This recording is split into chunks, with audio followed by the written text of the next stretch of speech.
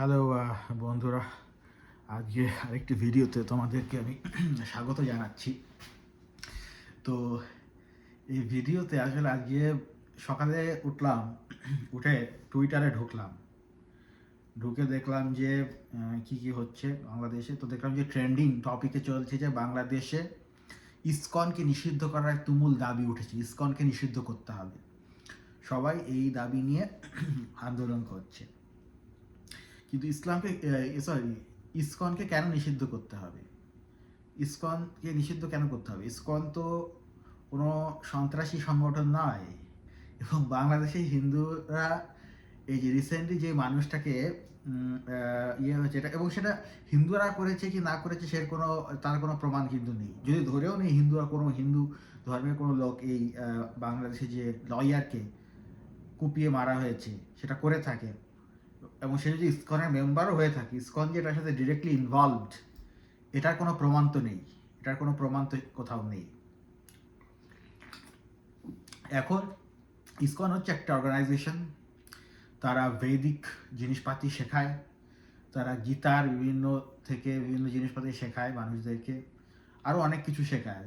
Mostly হিন্দুইজমই শেখায়, but it's not necessarily যে এটা একটা খুব খুব এক্সট্রিম হিন্দু অর্গানাইজেশন। এবং কোথাও ইসকনের বিরুদ্ধে ধরনের সন্ত্রাসী কর্মকাণ্ডের অভিযোগ নেই।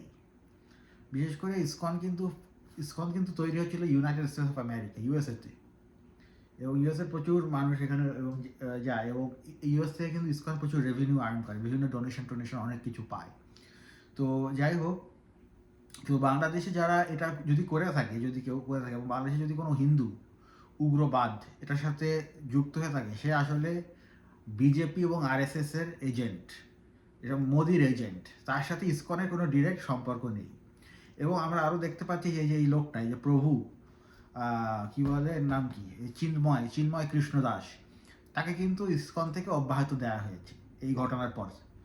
তো এই ঘটনার পর যে তাকে অব্যাহতি দেওয়া হয়েছে, তো এর একটা ভালো দিক। তো হ্যাঁ, তো আমার কাছে মনে হয় যে ইসকন আসলে বাংলাদেশ যদি নিষিদ্ধ করতে চায়, তবে হ্যাঁ, বাংলাদেশ নিষিদ্ধ করতে পারে ইসকন। তবে তবে এইটা নিষিদ্ধ করা কিন্তু খুব বেশি ইফেক্টিভ কোনো সলিউশন না।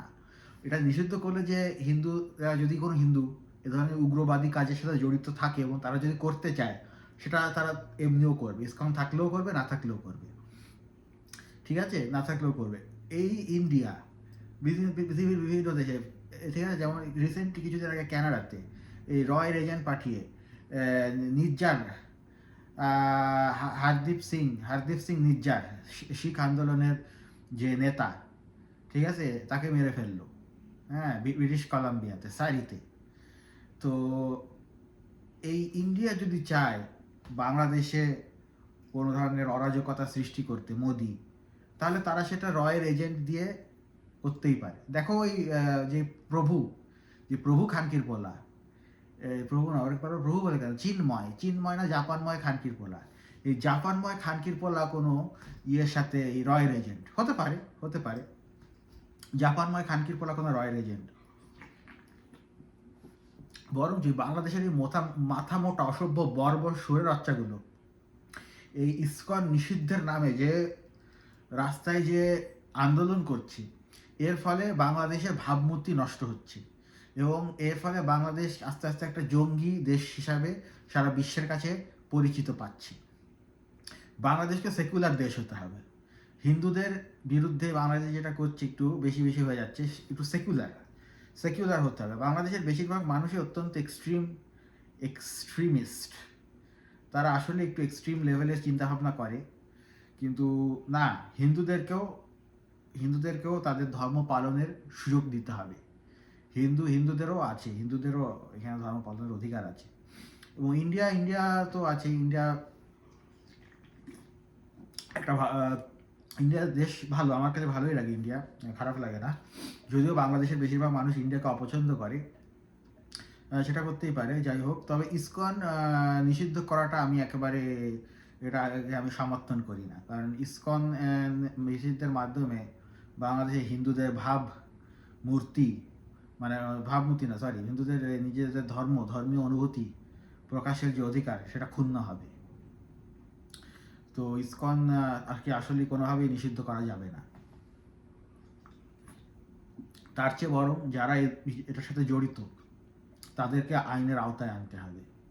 এবং যেই লোকটাকে মেরে ফেলেছে হিন্দুরা, এই এ তো হচ্ছে প্রচুর এক্সট্রিমিস্ট, ঠিক আছে। এই হিন্দুদের বিরুদ্ধে কিন্তু অনেক কথাবার্তা বলেছে যে মারের উপরে ঔষধ নাই। এবং এই লয়ার কিন্তু আবার বালপাকনামি করে ম্যাথর পট্টিতে গেছে হিন্দুদেরকে মারতে। তারপর সেখান থেকে আসার সময় এই পড়ে গেছে, পা পিছলে পড়ে গিয়ে তারপর তখন তাকে অ্যাটাক করেছে কিছু লোকজন।